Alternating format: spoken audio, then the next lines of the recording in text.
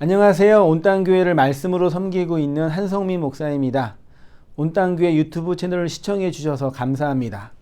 설교를 들으신 후에 좋아요와 구독을 꼭 눌러주시면 감사드리겠습니다. 온땅교회 말씀 사역에 큰 도움이 됩니다. 오늘도 말씀 안에서 평안하시고 즐거운 하루 되시길 바랍니다. 감사합니다. 구독과 좋아요를 꾹꾹 눌러주세요. 감사합니다. 마가복음 31번째 시간이 됐습니다. 귀신의 권세 아래 있는 인간, 다이모니온 수큐오스란 제목으로 같이 말씀 나눌게요. 다이모니온은 다 알죠? 이게 헬라어의 마귀, 귀신으로 번역이 됐고요. 수큐오스는요, 이게 그릇, 그 다음에 물건, 혹은 기명이에요. 성경에서 그릇, 물건은 어디에 주로 쓰이는 것이겠어요? 네, 그쵸. 성전 기명, 성전 물건이니까요. 이 스키오스는 그러니까 성전에서 사용되는 물건이에요. 근데 다이모니오는 마귀니까 마귀의 물건이고, 한글 성경은 그거를 이제 세간이라고 이제 번역을 했어요. 세간이 이제 흔히 말하는 이제 뭐 살림살이로 이해하고 있는, 그러니까 마귀의 물건, 아래 성전의 그 그릇 혹은 어떤 기명이라고 의미할 수가 있고, 그것이 귀신의 권세 아래 있는 인간의 모습으로 이제 표현이 된 거다라고 할 수 있습니다. 예수님은 변화산에서 변형이 되셨죠. 그 변형이 되다가 헬라어로 뭐라고요? 몰포라는 단어로 그 그리스도 안에서 이제 그 성장하고 변화되는 성도에게 표현된 단어인데, 그런 어떤 진리로 말미암아 묵시로 변화되는 성교회의 그 내적, 존재적 변화에 대한 그 상징적 표현이라고 그랬죠. 그렇게 변화되시고, 누구랑요? 모세와 엘리야, 구약성경에 있는 대표되는 모세와 엘리야와 뭐 하셨어요? 담화를 나누었는데, 그 담화의 내용이 예수님의 죽음, 엑소더스 예루살렘이라고 그랬죠. 예루살렘에서 떠나는 것, 이 율법의 세상에서 떠나는 것에 관한 예수님의 죽음에 대해서 이 두 사람과 얘기를 하고 내려오셨지요. 내려오시고 있으니까 내려오는데 이제 산 아래에, 변화산 아래에 어떤 일이 벌어졌냐면, 제자들과 서기관들이 본문에는 변론을 하고 있다고 이제 표현되어 있네요. 그 변론의 내용은 귀신 들린 아이를 이제 그 부모가 데리고 와서 제자들한테, 예수님 올라가 계셨으니까 산 아래에서 귀신 들린 아이 때문에 고통받는 부모가 아이를 데리고 제자들이 가가지고 내 아이 좀 고쳐달라고 부탁을 했나 보죠. 근데 이제 능력이 없었는지 영빨이 딸렸는지 모르겠지만 제자들이 그 귀신 들린 아이를 고치지 못하고 있는 상황에 서기관들과 바리새인들과 이제 뭐 고치네 못 고치네, 뭐 이거는 귀신 들렸네, 뭐 나쁘네 하면서 이렇게 어떤 논쟁이 있었나 봅니다. 그때 이제 예수님이 부모가 예수님께 와가지고 다 얘기한 거죠. 여차여차 해가지고 고쳐달라고 했는데 얘네들이 못 고쳤어요. 예수님 좀 도와주세요. 그러니까 믿음 얘기하시면서 내가 믿나이다 하고, 예수님이 이제 25절부터 이제 더러운 귀신을 꾸짖고 이제 나오라 그러고 귀신을 고쳐주시고 이제 그 아이를 이제 구원시켜 주셨다라는 그런 내러티브에 관한 이야기가 기록되어 있습니다. 자, 여러분도 알고 있듯이 복음서에는 유난히 귀신 들린 사람이 많이 나와 있죠. 그러니까 복음서에 나온 귀신 들림에 관한 이야기로 충분히 설교할 수 있을 만큼 귀신의 종류도 많이 있고 귀신의 증상도 다양하게 있잖아요. 제가 자주 말씀을 드렸는데, 오늘은 그냥 통전적으로 그 귀신에 관한, 그 마귀에 관한 이야기를 한번 전체적으로 했던 부분도 다시 한번 또 해볼게요. 복음서에서 복음 전도는 이러한 귀신을 쫓아내는 것으로 표현됐죠. 그래서 마가복음 16장 마지막 장을 보면은 복음을 전하면 어떤 효과가 일어나요? 복음을 전하는 제자들한테 어떤 능력이 주어져요? 귀신을 쫓아낸다. 귀신을 쫓아내는 게 복음 전하는 제자들에게 주어진 복음적 능력이죠. 그러니까 귀신을 쫓아내지 못한다는 얘기는 무슨 뜻이에요? 아직 그들 안에 복음적 능력이 없다라는 반론이 되는, 그러니까 복음의 능력이 나타나면은 귀신이 쫓겨난다라는 표현이 많이 있어요. 그렇죠. 그래서 어떤 사람들은 많은 사람들은 귀신 들린 사람을 고치는 것 자체가 복음의 능력이다. 요게 기독교의 핵심이다라고까지 주장합니다. 맞나요? 기독교는 귀신 들린 사람을 고치는 거고, 기독교는 사람에게 들어가 있는 귀신이 쫓겨지는 거죠. 맞나요? 단어 문장으로 볼 때는 맞죠. 예. 그러니까 기독교의 복음의 능력은 이 아래의 세상에 귀신에게 사로잡혀 있는 사람들, 영혼들을 그 귀신으로부터 자유롭게 하는 거죠.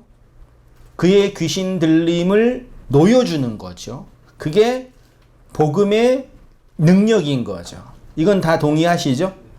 그러면 이제 여기에서 한 발 더 나아가서, 그러면 귀신 들려 있다라는 게 뭐냐라는 이제 디테일로 들어가야 되죠. 그러니까 여기에 큰 차이점이 있죠.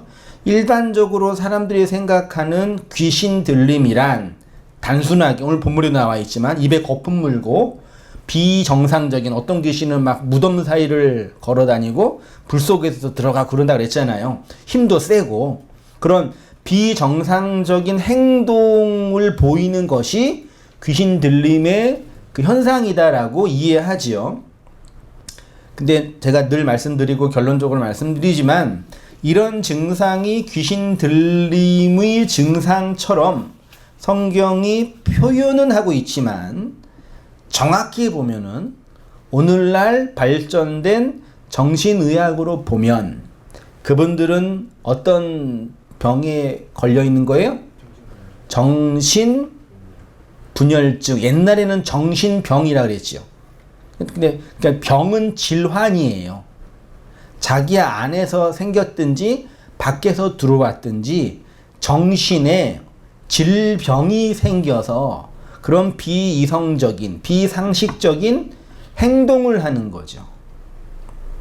그러면 목사님이 말하는 귀신 들림이라는 거, 그 인간 외에 다른 홀영이 인간으로 들어오는 건 없다라는 말입니까? 그런 건 없어요. 그러면 여기 뭐 무속인들이나 다 이게 말하는 건 뭐예요? 그냥 정신병이라니까요. 동의 안 되세요? 귀신 들린 사람 본 적이 있으세요? 똑같고 얘기하면 이 세상에서 정신적으로 문제없는 사람이 어디 있어요? 다 정신질환 환자들이지.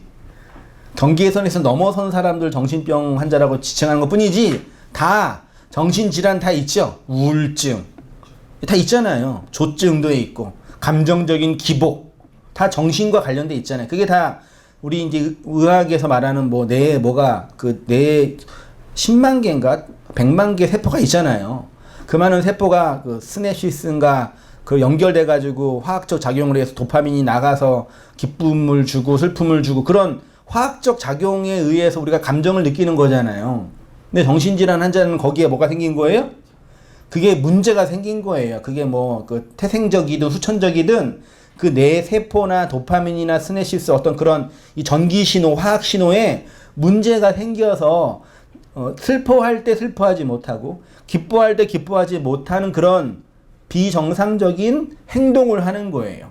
나중에 정신의학이 많이 발전하면은 그런 모든 병을 어떻게 고칠 수 있겠어요? 있겠죠. 나중에 정말 그 인간의 뇌세포를 분석할 수 있는 그런 놀라운 그런 기술력이 발전한다면 그런 날은 오겠지, 언젠가는요. 그래서 심지어는 뭐 인간의 뇌세포에 USB처럼 데이터를 집어넣고 빼고 그럴 거예요 아마. 언젠간 그렇게 될 거예요. 그래서 필요한 거 집어넣고 빼고. 지금도 뭐 기분 우울할 때 뭐 술 마시면 기분 좋아지잖아요. 그렇죠. 미국 같은 데는 그 마약 그런 걸 이렇게 허락해 준 데가 있잖아요. 그 마약 맞으면은 기분 좋아지고. 한 번도 안 맞아서 모르겠지만 그런 거 아니. 그게 다 뭐예요? 외부의 어떤 인간의 이 생물학적인 어떤 변화를 일으켜서 하는 거잖아요. 그러니까 제가 볼 때는 다 그런 현상이다. 예. 고대 시대에는 미신이 발전하고 미신이 세상을 지배했었고 과학적으로 입증할 수 있는 데이터가 없었기 때문에 그런 모든 현상을 그냥 귀신 들림이라고 그냥 정한 것 뿐이지 몰랐으니까. 이해되시죠?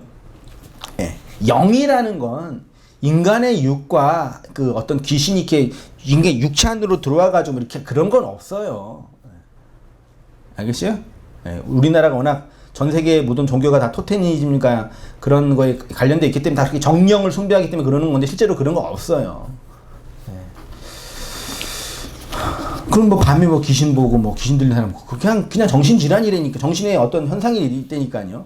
꿈에 보고 뭐 그러는 거 꿈속에서만 나타나 현실에는 왜 안 나타나 걔네들은. 네?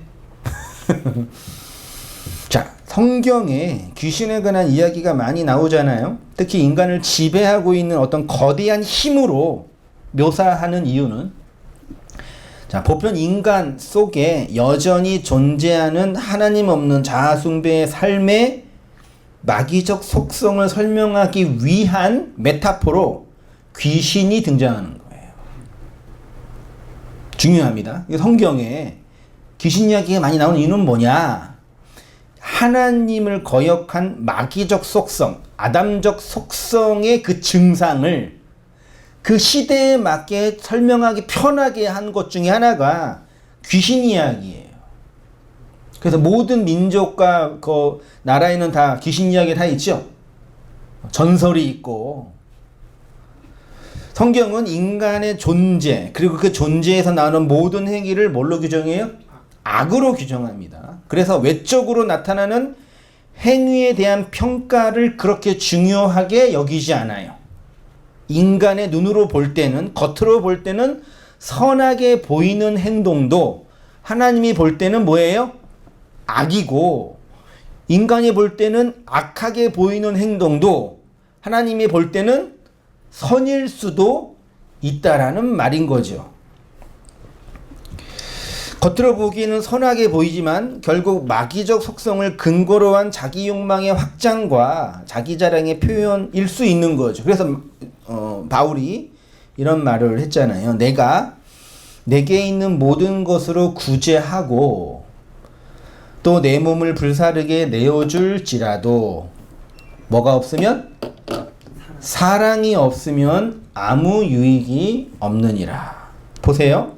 내 모든 삶을 다 허비하여서 구제하고 다른 사람들을 섬기는 좋은 일을 해도 심지어 내 몸을 불사르게 내어주어도 뭐가 없으면 하나님의 사랑을 입은 내적 동기가 없는 그 모든 행위는 헛된 것 아니 악이라고 규정을 해요.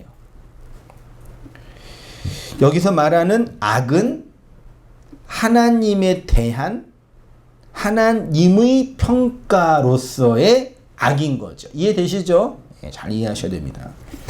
성도의 존재와 행위는 하나님이라는 사랑의 본체를 증거하는 것이어야지 그 자체의 성숙이나 발전이나 변화를 보여주는 행동, 행위가 되어서는 안 된다는 것입니다. 성경은 하나님의 영광을 위한 것이 아닌 인간의 자기 평판, 자기의, 자기 자랑을 위한 것이라면 그 어떠한 선한 모양으로 포장된 행동도 뭐라고 정의해요? 죄와 악으로 규정해요. 이러한 이유는 인간 자체를 매우 부정적으로 보기 때문이에요. 아니, 인간을 부정하기 때문이에요. 인간 존재를 그 이유는 뭐냐면 잘 보세요. 성경은 인간을 부정적으로 보죠. 그래서 원죄도 하고 죄인이라 그러잖아요. 그러면 하나님이 인간을 그렇게 부정적으로 죄와 악으로 규정하는 이유는 무엇 때문일까요? 인간 자체가 정말 하나님 보기에 아주 역겹고 보기 싫고 나쁜 존재이기 때문에 하나님이 그런 인간을 부정하는 것일까요? 그러면 아닌 거죠. 자, 이거 잘 이해하셔야 됩니다. 하나님이 이 아래 세상의 인간을 우선적으로 부정하고 죄로 악으로 규정하는 이유는 인간 자체에 대한 평가라기보다 인간 자체가 나쁘기 때문이라는 평가보다 인간을 정복하고 있는, 인간을 지배하고 있는, 인간을 장악하고 있는 외적인 환경에 의한 것인 거예요. 쉽게 말하면 인간의 존재를 장악하고 있는 거대한 인간 밖의 거시적인 어떤 힘에 의한 것이에요. 다시 말해서 인간 자체가 선하다, 악하다라는 이런 문제보다 인간을 지배하고 있는 죄와 악의 실체가 있기 때문이에요. 이해되시나요? 그러니까 어떤 사람은 뭐 성악설이네, 성선설이네, 이거 다 의미 없는 이유가 뭐냐면 인간 자체에 대한 어떤 능력을 얘기하는 거거든요. 근데 성경이 우선적으로 전제하는 건 뭐냐면 인간 그 개별적인 자체, 도덕성, 선악의 문제가 아니라 그 인간이 있는 세계관, 인간이 살고 있는 이 코스모스의 세계 자체에 대한 하나님의 평가가 우선되는 거예요. 바울의 이 표현 보세요. 에베소서 2장 2절 이하. 그때 너희가 그 가운데서 행하여 이 세상 풍속을 좇고 공중의 권세 잡은 자를 따랐으니 곧 지금 불순종의 아들들 가운데서 역사하는 영이라. 전에는 우리도 다 그 가운데서 우리 육체의 욕심을 따라 지내며 육체와 마음에 원하는 것을 하여 다른 일과 같이 본질상 진노의 자녀였다. 그러니까 하나님이 인간을 진노의 자녀로 평가하는 이유가 뭐겠어요? 불순종했기 때문에, 욕심을 냈기 때문에, 육체와 마음에 원하는 걸 했기 때문에, 맞죠? 근데 그 전제는 뭐예요? 그렇게 행하는 인간을 지배하고 있는 어떤 거대한 힘이 있다. 경제학 용어에서는 보이지 않는 손이 있다. 고린도후서 4장 3절. 만일 우리의 복음이 가리웠으면 망하는 자들에게 가리워진 것이라. 그 중에 이 세상 신이 믿지 않는 자들의 마음을 혼미하게 하여 그리스도의 영광의 복음의 광채가 비치지 못하게 함이니 그리스도는 하나님의 형상이니라. 바울의 입장에서 세상 사람들이 그리스도를 믿지 않는 이유를 뭐라고 평가해요? 걔네들의 어떤 불성실과 죄와 도덕적인 근거 이전에 그네들을 사로잡고 있는 어떤 거대한 세력이 있다라는 거예요. 있어요, 없어요? 우리 뒤에 우리를 지배하는 거대한 세력이 있어요, 없어요? 우리는 이 세상의 자결적인 존재로 자유의지를 행하는 존재로 있는 게 아니라 어떤 거대한 힘에 의하여 가두리 양식되고 있는 자들이라는 걸 잊지 마세요. 가두리 양식 뭔지 아세요? 네? 바닷가에 양식을 하잖아요. 그 어패류나 어류를.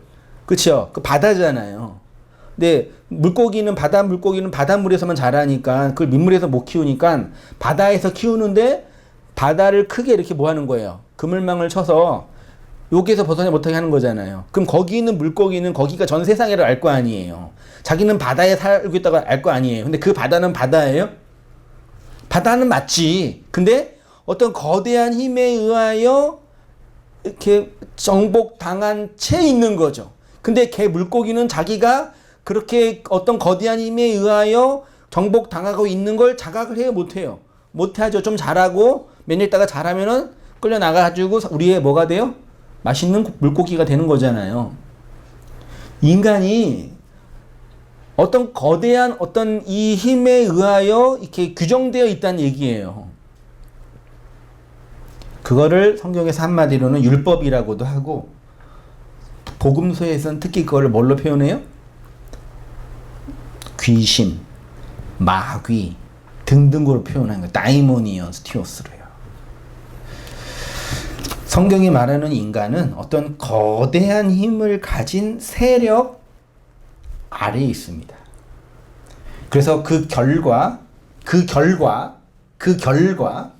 육체의 욕심을 따라 육체야 마음에 원하는 것을 행하는데 그들의 실상은 다 뭐라고요? 귀신 들려 있는 자라고요. 그러니까 성경을 보면서 그런 정신질환적 증상을 보면서 저건 귀신 들렸다라고 평가하면서 어떤 위안을 얻어요? 나는 귀신 들림과 상관이 없다라고 말하는 거예요. 이거는 저주받은 어떤 사람의 증상에 불과한 거지 나랑은 상관이 없는 거다, 그렇게 얘기하는 거예요. 거기에 가장 큰 치명적인 문제예요. 그래 놓고 자기가 능력을 받아서 귀신을 축사한다고, 나사렛 예수 그리스도의 명하노니 이 약하고 음란한 귀신아 떠나가라. 자기가 가두리 양식장에서 귀신의 능력, 귀신의 권세 아래 놓여 있는 존재라는 걸 자각하지 못하면서 그 귀신을 쫓아낼 수 있다고 믿는 이 왜곡된 어리숙한 이 신념. 그들의 실상은 다 귀신 들린 자라는 것입니다. 하나님은 그들의 행위에 진노하십니다.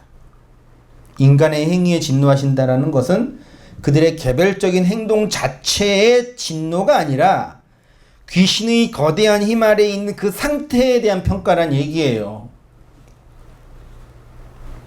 이거를 알지 못하고서는요, 이 세상에서의 구원은 꿈도 못 꿔요.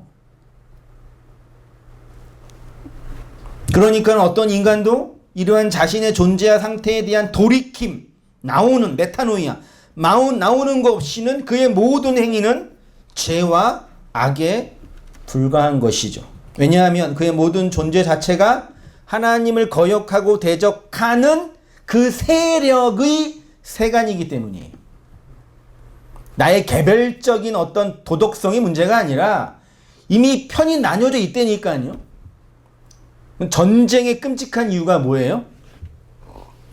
우리나라도 동족의 비극을 경험했는데, 예, 북한 괴뢰군 하면 좋은 놈이 나쁜 놈이, 나쁜 놈이었잖아요. 북한에 살고 있는 그 사람 개별로 볼 때는 그 좋은 사람이 나쁜 사람이에요. 나쁜 사람 아니에요. 근데 편이 나누어지고 대한민국의 주적이 돼버리니까 뭐 동족이건 뭐고 그냥 다 죽여버리는 거예요. 그들도 마찬가지죠. 이게 인간 전쟁의 끔찍한 형벌이거든요. 개별적으로 볼 때는 다 착한 동네 사람이에요. 이해되시죠? 그러니까 우리의 영적인 전쟁, 성도의 구원을 그 인간의 개별적인 어떤 이 존재로 보면 안 된다니까. 근본적으로는 이 세력의 문제예요. 세력의 문제. 하나님을 대적하냐, 하나님을 거역하냐라는 세력의 문제라니까요. 쉬운 예를 제가 자주 들었죠. 예를 들어서 해적선에서 해적 일을 하고 있는 사람이 그 해적선 안에서 아무리 착한 일을 해도 그는 뭐예요? 해적 일을 하는 거죠. 해적 일을 하다가 옆에 있는 동료 해적이 넘어졌어요. 다쳤어요. 그를 보살펴주고 그를 치료해주는 착한 일을 했지만 그 일은 결국은 무슨 일을 기여하는 거예요? 해적 일을 기여하는 거예요. 그러니까 정부군 입장에서는 그 일은 악한 일이 되는 거죠. 그래서 그가 지금 해야 할 가장 중요한 일은, 시급한 일은 외적인 행동 몇 개를 고치는 것이 아니라 뭐예요? 그 해적선에서 탈출하는 거예요. 근데 오늘날 기독교는 마치 뭐 하는 거예요? 이 해적선을 해서 해적 일을 계속 하면서 좋은 일 많이 하자 이거예요. 예수님도 구제하라 그랬고 착한 일 하라 그랬으니까 여기에 있으면서 옆에서 고난받는 해적 돌봐주고 치료해주고 그 일을 많이 하는 사람을 하나님이 칭찬해 준다고 하니 열심히 노력하자 그러는 거예요. 그 일을 열심히 하면 할수록, 그 일을 해서 성공을 하면 할수록 그는 어떤 사람이 돼요? 하나님을 대적하는 더 악한 사람이 된다니까요. 성경이 말하는 것이 바로 이것이죠. 그래서 예수님은 종교적으로 사회적으로 좋은 일을 하고 있다고 생각하는 바리새인들과 서기관들을 그렇게 신랄하게 끔찍하게 비판하신 거예요. 그 사랑 많으신 분이. 여전히 자기 인생의 주인공이 자기 자신인 상태에서 아무리 겉을 깨끗이 하고 선행을 하며 종교적 열심을 부린다고 해도 이러한 상태에서 나오는 모든 착함과 열심은 하나님 앞에서는 죄의 불과한 것입니다. 누가복음 18장 11절 바리새인들은 서서 따로 기도하여 가로되 하나님이여 나는 다른 사람들 곧 토색 불의 간음하는 자들과 같지 아니하고 이 세리와 같지도 아니함을 감사하나이다. 나는 일회에 2번 금식하고 또 소득의 11조를 드리나이다 하고 세리는 멀리 서서 감히 눈을 들어 하늘을 우러러보지 못하고 다만 가슴을 치며 가로되 하나님이여 불쌍히 여기옵소서 나는 죄인으로소이다 하였느니라. 내가 너에게 이르노니 이 사람이 저 사람보다 의롭다 하심을 받고 집에 내려갔느니라. 무릇 자기를 높이는 자는 낮아지고 자기를 낮추는 자는 높아지리라. 그러니까 보세요. 어떤 차이인지 아시겠죠? 네. 너희는 너희 아비 마귀에서 났으니 너희 아비의 욕심을 너희도 행하고자 하느니라.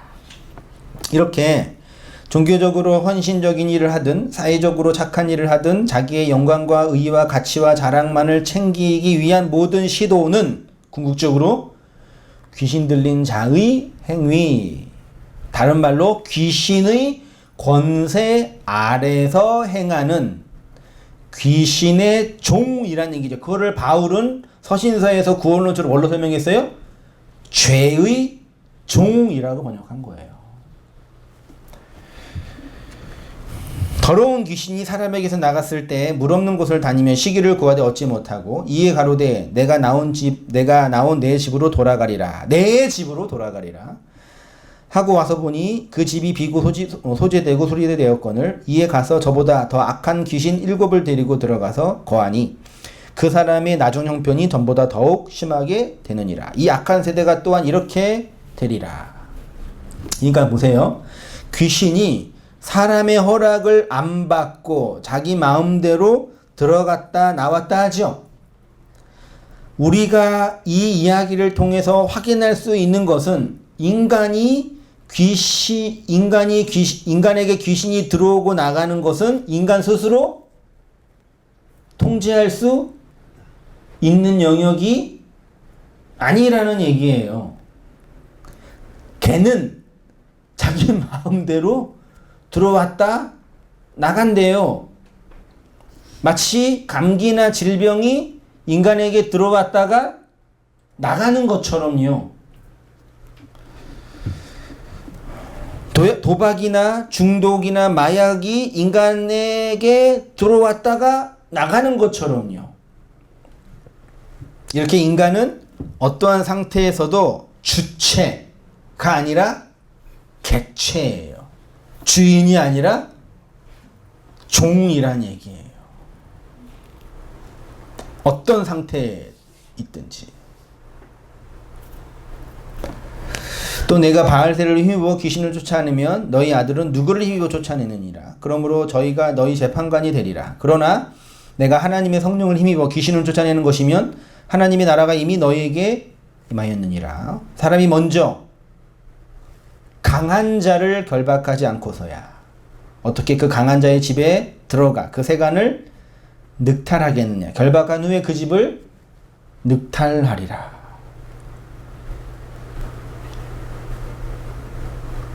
그 구원은요, 내 안에서 일어나기 이전의 사건이에요. 하나님 우리에게 건네준 구원은 내 밖에서 하나님의 전쟁을 통해 먼저 성취된 사건이에요.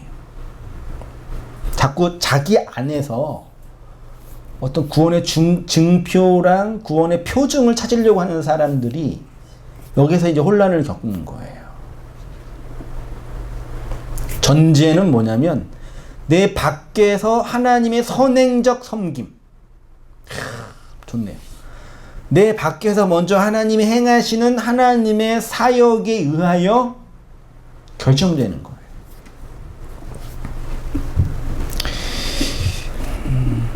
성경이 말하는 인간 존재와 상태는 마귀의 뭐라고요?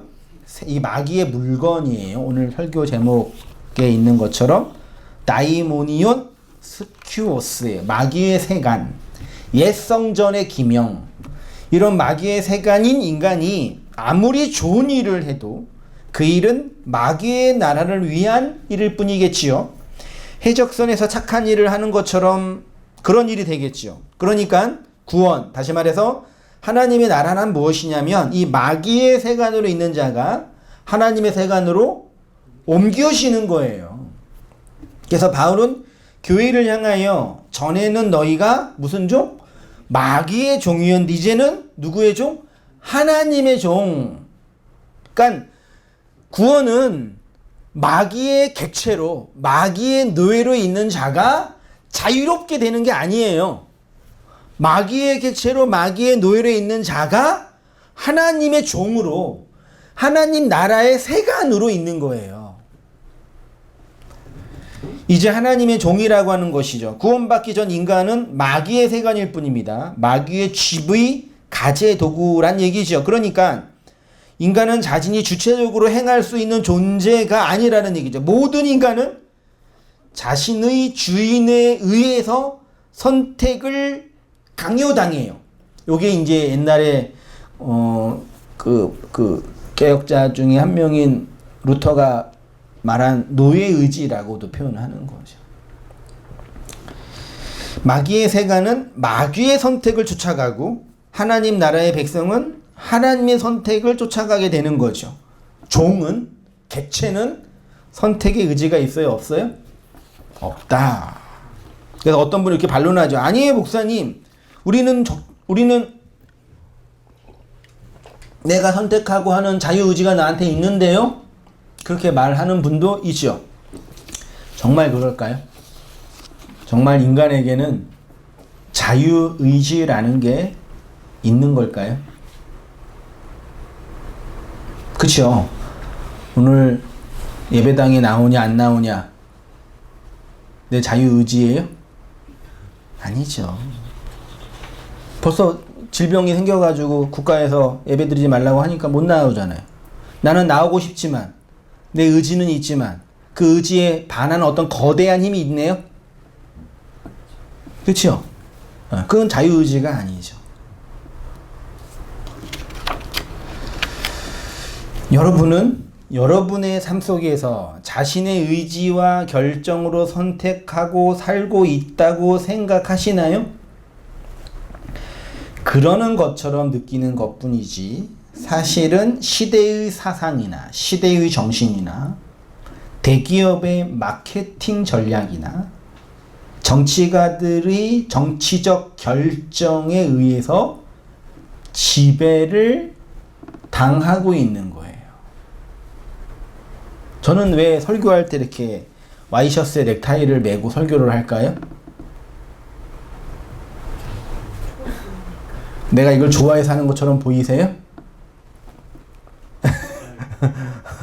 어떤 거대한 힘에 의하여 선택하는 거죠. 물론 안 해도 되죠. 상관없죠. 옷 입는 것도 마찬가지고 다 그래요. 현대인의 욕망, 가장 기본적인 욕망, 내 아이가 좋은 대학 가기를 원하는 부모님의 욕망, 그거는 본인이 자유의지로 선택한 욕망이에요? 더 좋은 집에 살고 싶은 욕망, 더 많은 월급을 받고 싶은 욕망, 더 좋은 차를 사고 싶은 욕망, 다 나아가 주체적으로 자유로운 의지로 표현한 내 의지의 발현일까요?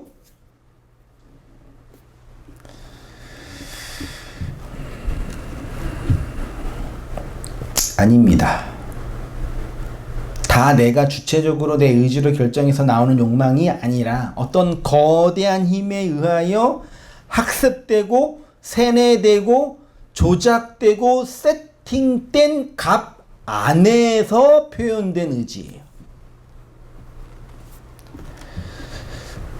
어떤 거대한 힘에 의해서 세팅된 흐름에서 나온 지극히 제한된 선택.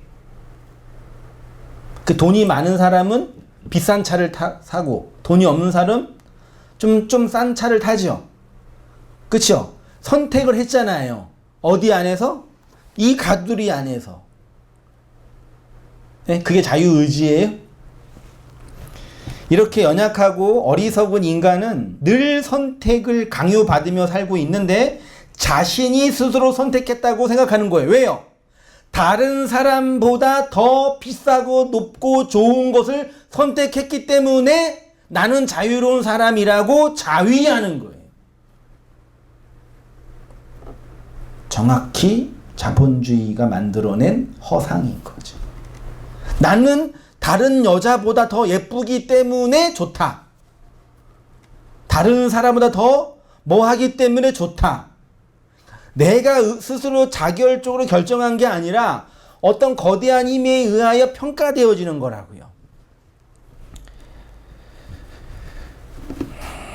그 선택이 단순히 물건을 사는 것이라면 큰 문제는 아니죠. 그냥 조금 비싼 차 안 사고 좀 싼 차 타고 좋은 고급 아파트에 안 사고 그냥 편안한 집에 살고 문제 안 되잖아요. 사는데. 누구랑 비교하지 않으면. 그런 거는. 문제는 죄를 선택받으며 살고 있는 게 인간의 문제라는 얘기죠. 인간은 마귀의 권세 아래서 마귀의 세간으로 있기 때문에 죄와 악만을 선택해요. 요게 인간의 연약함이에요. 여러분, 연약함은 악한 거예요? 성경이 우리 성도를 연약하다고 많이 표현하잖아요. 난 연약합니다 그러잖아요. 하나님 도와주세요. 연약함은 악한 거예요, 선한 거예요? 도덕적으로 평가할 때.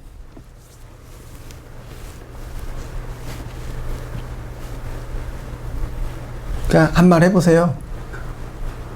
답을 제가 썼지만 우리는 연약함은 악한 게 아니라고 이해하잖아요. 근데 은혜 받으면 뭐가 나와요? 강함이 나오잖아요. 하나님은 연약한 분이에요? 강한 분이에요?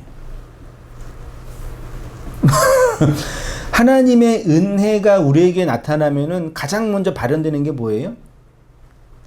강함이에요. 그 은혜가 좋은 것은 연약한 우리를 뭐하게 해요? 강하게 해요. 여러분 요거 잘 그러니까 난 연약해요. 난 하나님이 도와주세요. 이런 게 중요한 게 아니라 성경이 인간을 연약하다고 하는 이유는 자신의 힘으로는 도저히 그 마귀의 세간으로 있는 나가 구원받지 못하기 때문에 그걸 연약함이라고 표현하는 거예요. 하나님의 은혜는 뭐냐면 그 연약한 우리를 강하게 하는 거예요. 거기에서 뭐 하게 하는 거예요? 나오게 하는 거예요. 근데 그 강함도 우리가 주체적으로 내 에너지로 만들어낸 나의 강함이 아니라 누구의 강함? 그리스도의 강함이라고 하는 거란 말이에요.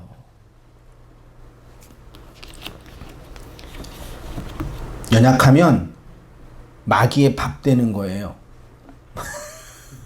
네? 그 마귀가 뿔 달리고 눈 찢어진 그런 귀신이 아니라 이 아래의 세상의 전통과 인간의 이데올로기와 종교적 헤게모니 등등으로 포장된 가두리 양식장에 갇혀 사는 거라니까요.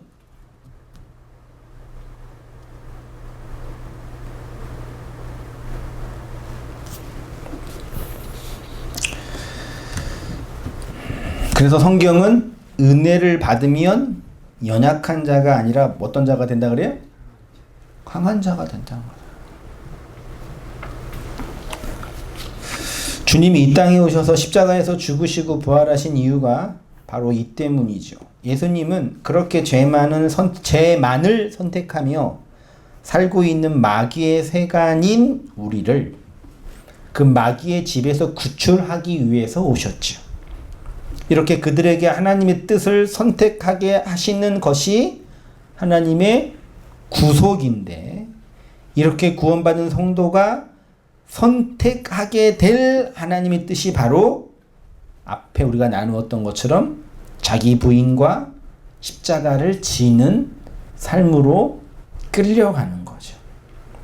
그래서 죄 아래 있는 인간이 죄의 불가항력적인 능력 아래서 죄의 권세 아래 있는 것처럼 그리스도의 십자가는 그의 몸된 교회가 성도를 자기 부인과 십자가 지는 그의 몸된 자기 부인과 십자가 아래로 이끄시는 거죠. 그래서 바울은 예수 그리스도의 구속 사역과 그 결과를 이렇게 표현을 했잖아요. 골로새서 1장 13절 이하. 그가 우리를 흑암의 권세에서 건져내사. 누가? 그가. 어디에서? 흑암의 권세, 마귀의 세간에서 건져내사. 그의 사랑의 아들의 나라로 옮기셨으니 그 아들 안에서 우리가 구속, 곧 제사함을 얻었다. 너희가 노력을 해서 스스로 나온 게 아니라 그가 우리를 건져내셨다. 그래서 바울의 소명 사건이 이렇게 기록되어 있는 거죠. 그 눈을 뜨게 하여 어두움에서 빛으로, 사탄의 권세에서 하나님께로 돌아오게 하고. 그러니까 구원은 어디에 빠져있는, 어디 권세 안에 빠져있는 자가 끄집어 나오는 거라고 표현하잖아요. 그래서 죄를 짓는 자는 마귀에게 속하나니 마귀는 처음부터 범죄함이니라. 하나님의 아들이 나타난 것은 마귀의 일을 멸하려 하심이라. 자, 누가 우리를 흑암의 권세에서 건져내셨다고요? 우리가 스스로 선택하고 결정해서 하나님의 나라로 옮겨진 것이 아니지요. 우리가 그렇게 옮기셨다고 하는 것이죠. 또한 예수님의 십자가 구속 사역은 마귀의 일을 멸하는 일, 마귀의 세간을 늑탈하는 일이라고 선언하고 있습니다. 그러니까 아담 안에서 태어난 모든 이 세상 인간들은 전부 귀신 들려 마귀의 세간으로 있는 거예요. 그들 중에 창세전 하나님의 택함을 받은 하나님의 백성들만이 그리스도의 능력을 힘입어 그 마귀의 도시, 애굽이라는 도시, 바벨론이라는 도시, 예루살렘이라는 도시에서 구출받게 되는 거죠. 그래서 예수님이 변화산에서 변형되시고 모세와 엘리야와 함께 얘기를 나누시면서 예루살렘에서의 당신의 별세, 엑소도스, 예루살렘, 마귀화된 예루살렘에서 나오는 것으로 자신의 구원의 이야기를 얘기한 거예요.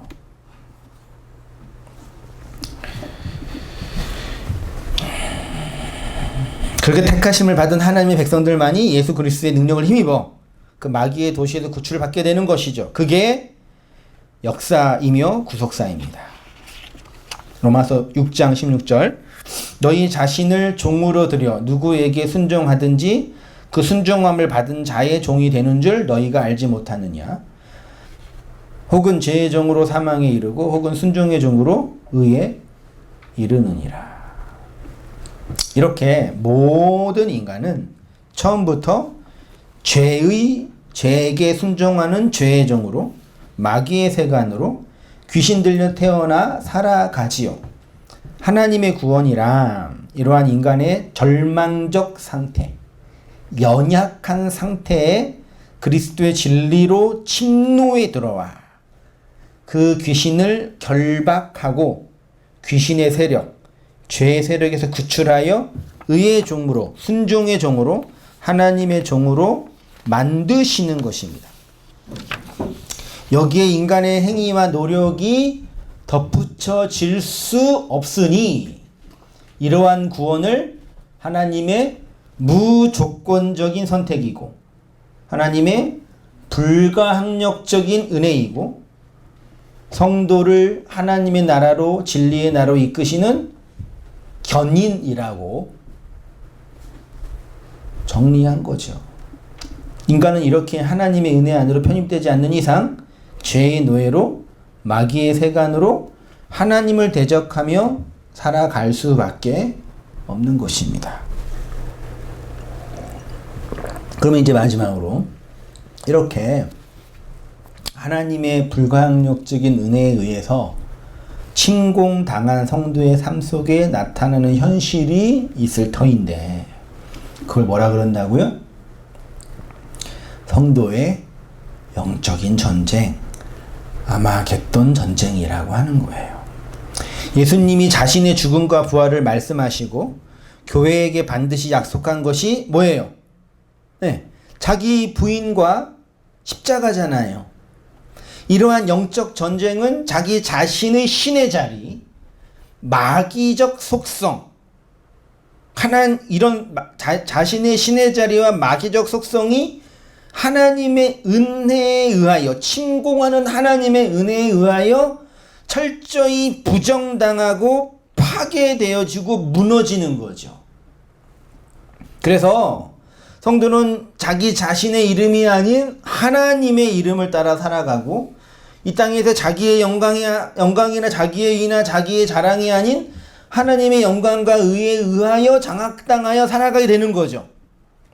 그래서 전쟁은 어떤 사람도 이 율법의 세상에서, 마귀의 세상에서 망하지 않고서는 하나님의 은혜를 감지하거나 직감할 수 없습니다. 그래서 결과적으로 이렇게 말할 수 있어요. 왜 구원받지 못해요? 그치요. 이 마귀의 세상에서 마귀의 세간으로 있는 마귀의 종으로 자결적 의지를 가지고 살아가고 있다고 착각하고 있는 그 현실이 좋기 때문에 그리스도의 의를 거부하는 거예요.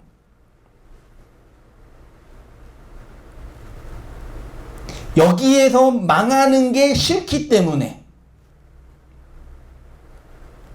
마귀가 좋기 때문에. 왜? 그 마귀는 나를 뭘로 만들어줘요? 그치요. 왕으로, 신으로, 하나님으로, 의로운 자로 만들어주기 때문에 그런 나를 공격해 들어오는 그리스도의 그 은혜를 싫어하는 거예요. 인간적으로 볼 때. 그래서 모든 구원받은 성도, 그 진리에 의하여 참수당하고 말씀의 진격에 의하여 공격당하는 모든 성도 안에는 이 율법의 세상에서의 망한, 무너진 자신의 이 자아의 나라를 봐요. 폐위된 왕의 현실. 나는 한 번도 왕이 되지 못해가지고 폐위라는 게 뭔지는 모르겠지만, 내가 스스로 나라고 만들어놓은 그 나의 왕국이 있거든요. 그게 무너진 현실을 직관한다니까요. 그래서 구약 성경의 마지막 역사서의 마지막 열왕기 상하, 역대 상하의 모든 왕들은 다 망하고 어디로 끌려가요? 아수르로 끌려가고 바벨론으로 끌려가고 가서 구약의 1차 역사가 종결되는 거예요.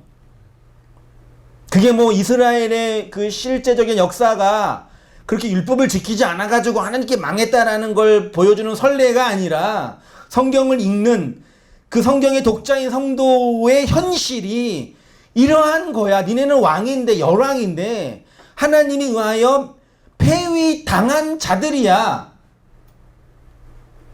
라고 복음이 얘기해 주는 건데, 그걸 못 알아먹는 거죠.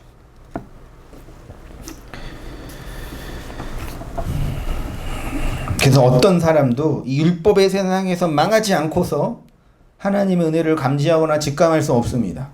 하나님이 우리를 그 진리로 침공에 들어온다는 것은 다른 한편으로는 이 아래의 세상에서 우리들 안에서 무너지고 있다는 얘기죠.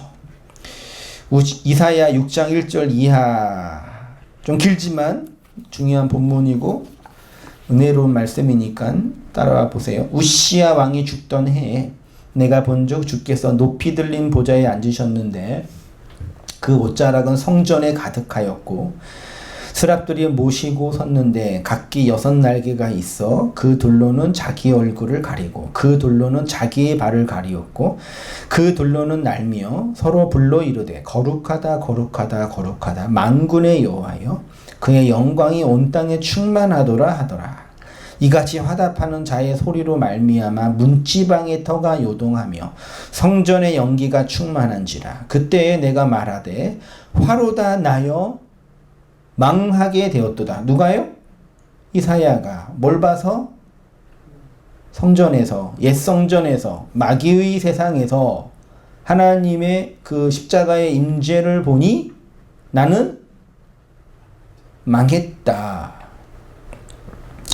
나는 입술이 부정한 사람이여 입술이 부정한 백성 중에 거주하면서 만군의 여호와의 신 왕을 배웠음이로다 하였더라. 그때 그 스랍 중 하나가 부젓가락으로 제단에서 집은 바 핀 숯을 손에 가지고 내게로 날아와서 그것을 내 입술에 대며 이르되 보라 이것이 내 입술에 닿았으니 이제 악이 제하여졌고 내 죄가 사하여졌느니라 하더라. 내가 또 주의 목소리를 들으니 주께서 이르시되 내가 누구를 보내며 누가 우리를 위하여 갈꼬 하시니 그때 내가 이르되 내가 여기 있나이다 나를 보내소서 하였더니 여호와께서 이르시되 가서 이 백성에게 이르기를 너희가 듣기는 들어도 깨닫지 못할 것이요 보기는 보아도 알지 못하리라 하여 이 백성의 마음을 둔하게 하며 그들의 귀가 막히고 그들의 눈이 감기게 하라. 염려하건대 그들이 눈으로 보고 귀로 듣고 마음으로 깨닫고 다시 돌아와 고침을 받을까 하노라 하시기로 내가 이르되 주여 어느 때까지이니까 하였더니 주께서 대답하시되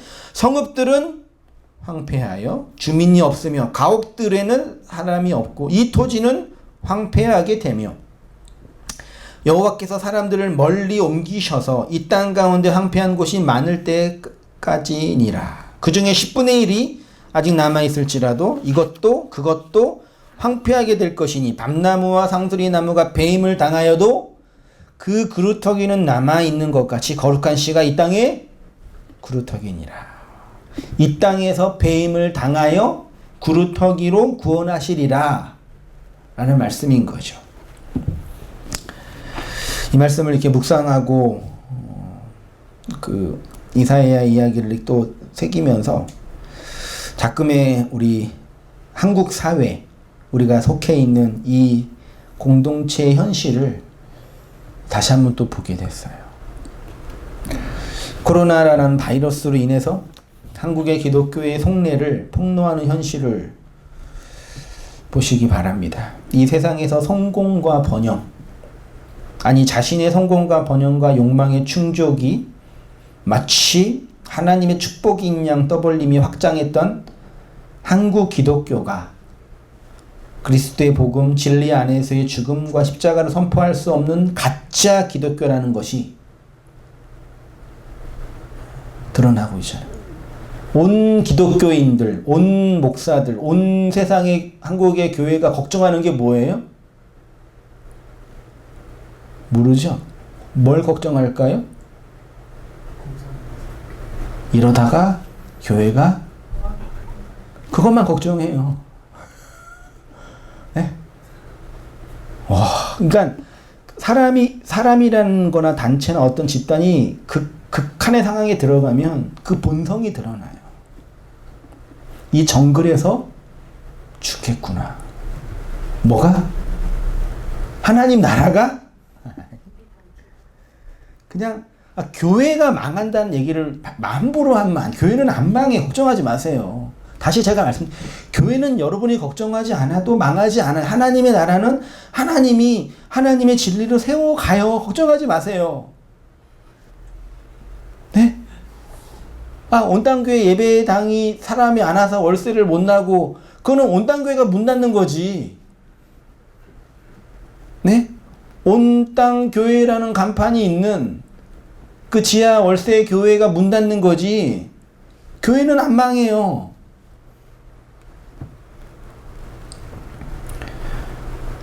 그러니까 다 모든 인터넷이나 유튜브나 페이스북이나 그 관련된 목사님들의 성도들의 걱정이 다 그거예요. 이렇게 비대면으로 몇 개월 예배 드리면 한국 교회는 망한다. 그 비대면으로 예배 드리니까 이제 더 이상 그 교회 가서 봉사 안 해도 주일 성수 안 해도 된다는 게 인식이 되잖아요. 그렇죠? 그리고 또 설교를 어떻게 들어요, 이제? 내가 선택을 하는 거예요. 인터넷상에 설교하는 목사들 많이 있으니까 오늘은 이 교회 설교 듣고 내일은 설교 들어보니까 또 비교가 되잖아요. 네, 진짜 웃긴 일이 벌어지고 있다니까 지금요. 그래 놓고 교회가 망한대.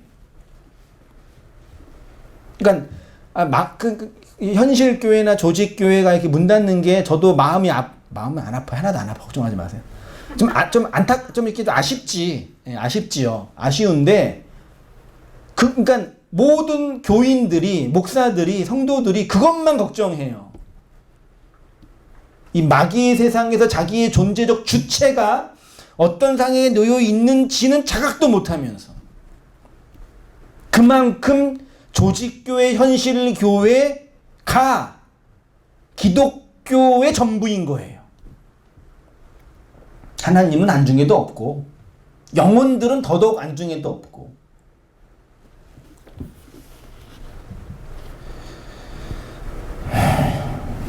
이 세상에서 성공과 번영, 자신의 성공과 번영과 욕망의 충족이 마치 하나님의 축복인 양 떠벌림이 확장했던 한국교회, 기독교가 그리스도의 복음 진리 안에서의 죽음과 십자가를 선포할 수 없는 가짜 기독교라는 게 온 세상에 폭로당하고 있다니까요.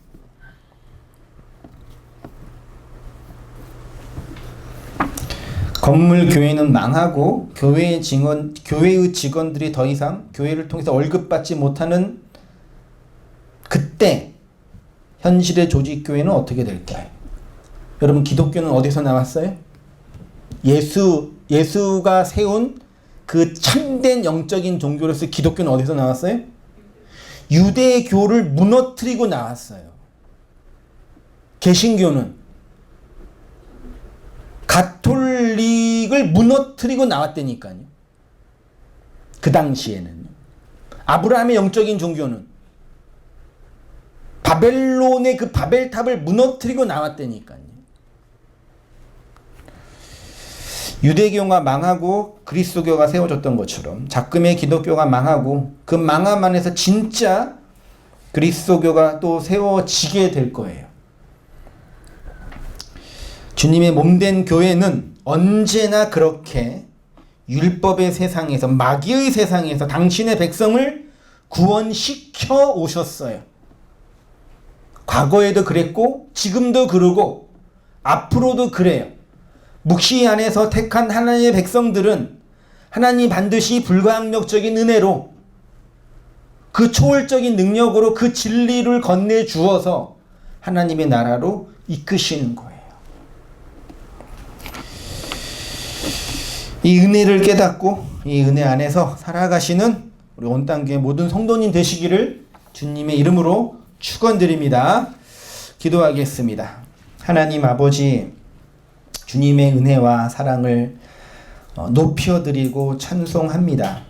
오래전 우리 주 예수 그리스도가 이 땅에 오셔가지고 이루신 십자가의 복음, 아니 그 이전부터 아브라함과 이삭과 야곱과 수많은 선지자들의 입술과 그네들의 사역을 통해서 복음의 진수를 보여주셨던 하나님 아버지의 그 놀라운 구원의 사역이 이 땅 안에서 우리에게 어떻게 실현되고 나타나고 있는지를 보게 하시고 경험하게 하셔서 하나님의 능력 안에서 살아가는 저희의 모든 삶들 되어지도록 인도하여 주옵소서. 성전 안에서 화로다 나여 망하게 되었다고 고백했던 이사야의 그 고백의 본질, 시면의 고백이 우리의 고백인 걸 고백합니다. 그렇게 이 땅의 율법 안에서 마귀의 세상에서 망한 우리가 하나님의 진리와 은혜로 오롯이 살아갈 수 있도록 이끌어 주시고, 또한 멀리 흩어져서 어려운 이 환경과 때를 거닐고 있는 주의 백성들을 하나님의 그 진리의 말씀으로 건지셔서 죄와 악의 구렁이에서 나와 하나님의 영원한 은혜와 복음의 능력 안에서 살아가도록 이끌어 주시옵소서. 이제는 우리 주 예수 그리스도의 은혜와 하나님 아버지의 크신 사랑과 성령의 교통하심이 우리 사랑하는 모든 성도님들의 삶 속에 지금부터 영원까지 함께 있을지어다. 아멘.